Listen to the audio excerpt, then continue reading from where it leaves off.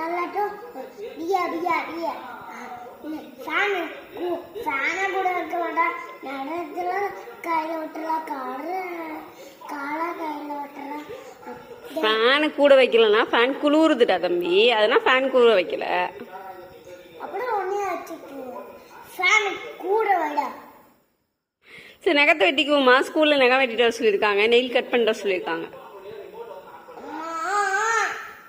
வெட்டிக்கலாமா நகத்தை? நீ இங்கே வெளியில கூட நானும் கையை நடந்து காலை நானும் காலை வெட்டி விடுறேன்டா நகத்தை. நீ வெளியே போனா